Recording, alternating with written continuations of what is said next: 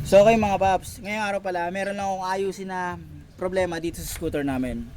So itong scooter namin, ito kasi isang araw sobrang tigas talaga to. Halos nag-stack up na.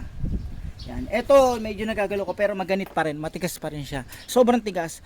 Lalo nung isang araw, kapag nakaganyan siya nakaangat, tapos hindi ko to hindi ko to maikot. So tinry ko na i-preno yan. Wala pa rin, wala. Narinig ko, parang lang siya, umiingit lang. So, eto, ayaw talaga siya maikot. Ngayon, may suspetsya na ako kung anong problema nito. Papakita ko sa inyo mga paps. So, ang gagawin ko dito, tatanggalin ko yung niya, yung brake caliper niya.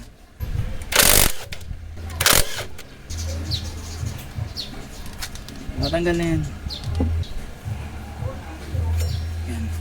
So, ito yung problema mga paps. Kung pabaya kayo katulad ko, yun yung nangyari. So panay kalawang na siya. Yan. Yan. Halos kumalas na nga yung pad sa niya sa dito sa may bakal niya rito. Yan. Yung pinagkakabitan ng ng pads, ng lining yan.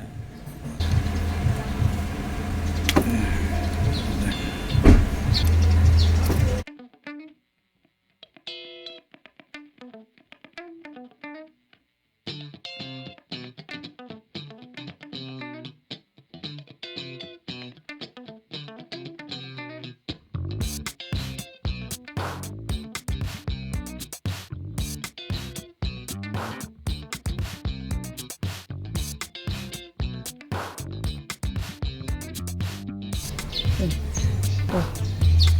Ano?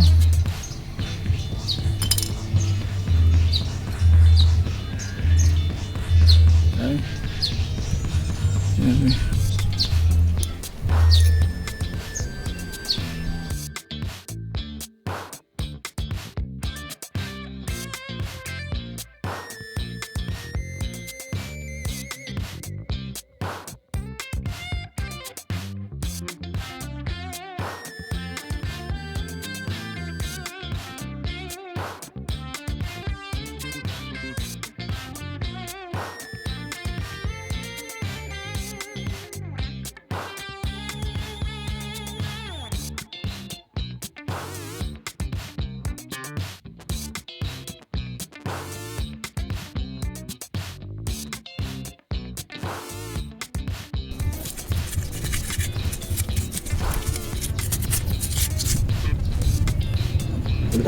Alis ko.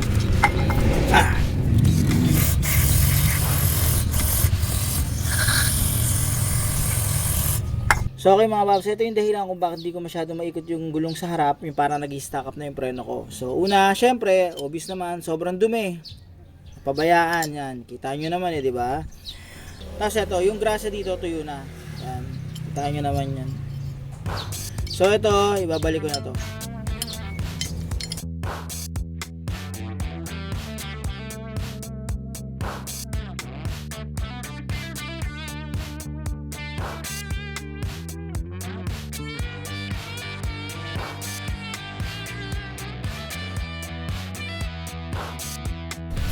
Lagyan natin ng grasa to.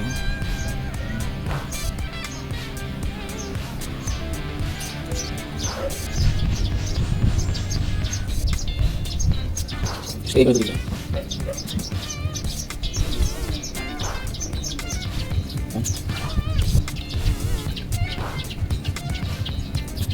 Okay na.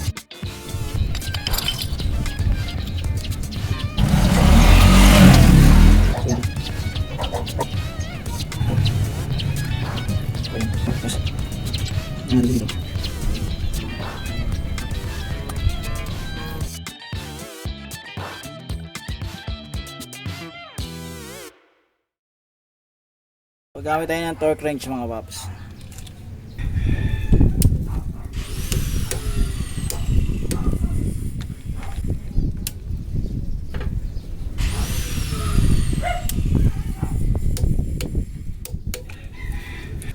So tignan nyo to mga paps ha. Tignan nyo.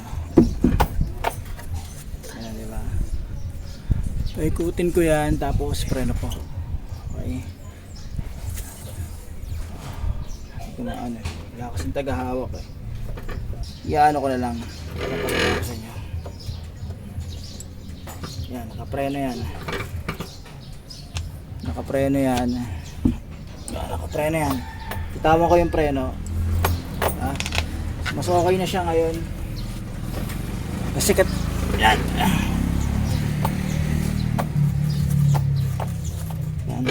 Okay na yan. Kasi nung isang araw talaga, hindi ko talaga siya maikot. Tipong ganyan, hindi ko talaga maikot. Stuck na stuck. So itong ginawa ko kasi, nilinis ko lang yung preno, tinanggal ko lang yung konting kalawang. Pero ito, nakita nyo naman yung brake pads ko. Sa sitwasyon ng brake pads na yon, kung kayo ang gagawa nito, mas mainam, paltan nyo na yung brake pads nyo. Ito kasing scooter namin, hindi ko naman to pinanglo long ride. So dito lang siya, okay lang yan. Pero kapag kayo ginagamit nyo pang daily yan, paltan nyo na yung pinaka brake pads nyo. Kasi yung yung pinaka lining nya, humihiwalay na halos eh. Ito dito lang naman to. Pero sa susunod siguro papaltan ko na yan. So paano mga paps, maraming salamat sa inyo.